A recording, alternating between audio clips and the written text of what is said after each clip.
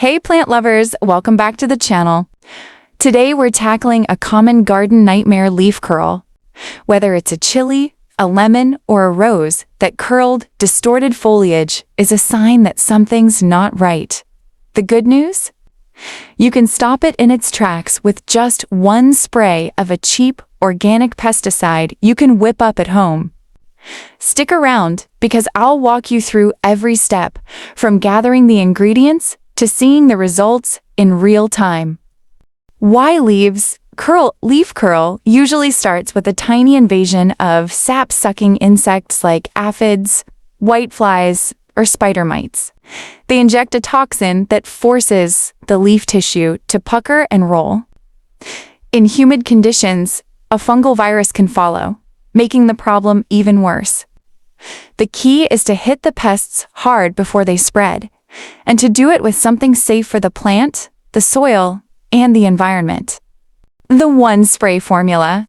This recipe uses 3 kitchen staples that work together to disrupt the insect life cycle and create a protective barrier on the leaf surface.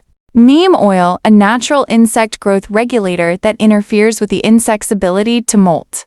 Garlic extract, a potent repellent that masks the plant's scent from pests. Mild liquid soap acts as an emulsifier so that oil and water mix smoothly and helps the spray stick to the leaves. All of these ingredients are inexpensive, biodegradable, and safe for edible crops when used as directed.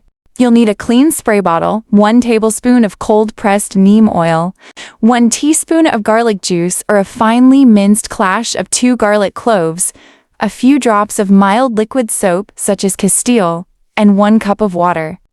Make sure the water is lukewarm. This helps the oil dissolve evenly. First, fill the spray bottle with the cup of water. Add the soap and give it a gentle swirl. Next, pour in the neem oil and the garlic juice. Close the bottle tightly and shake vigorously for about 15 seconds. You'll see a faint milky emulsion form that's a sign everything is blending correctly. Let the mixture sit for a minute, then give it one more quick shake before you start spraying. Application technique. The best time to apply the spray is early in the morning or late in the afternoon when the sun is less intense. Hold the bottle about 12 inches from the foliage and mist both the upper and lower leaf surfaces. Pay special attention to the leaf edges and the undersides where pests hide. For the chili and lemon plants, a light coating is enough. You don't need to drown the leaves. For the rose, which has a thicker leaf cuticle, you can be a bit more generous. Repeat the application every 5 to 7 days for 3 cycles, then switch to a maintenance spray once every 2 weeks. Within a couple of days, you should notice the curling beginning to relax. The leaves will start to unfurl and regain their normal color. The insects will be less active, and any existing damage will stop spreading. After the 3rd treatment, most plants look noticeably healthier, with new growth pushing out from the tips. Why this works? Neem oil attacks the insects at the hormonal level, preventing them from reproducing, while garlic acts as a deterrent that confuses their sensory receptors.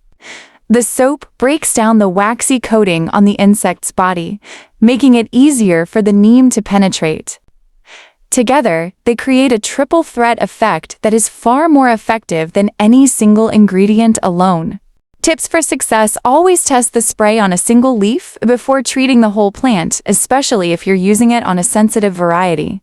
If you notice any leaf burn, dilute the mixture a little more with water. Keep the spray in a cool, dark place and use it within a week. After that, the potency starts to drop. For extra protection, you can add a pinch of cayenne pepper to the mix, but be cautious, as it can irritate the eyes. And there you have it, a single affordable spray that can rescue your chili, lemon, and rose plants from leaf curl. Give it a try and watch those curled leaves straighten out in no time. If you enjoyed this video, hit the like button, subscribe for more garden hacks, and let us know in the comments which plant you'll be saving first. Thanks for watching, and happy gardening!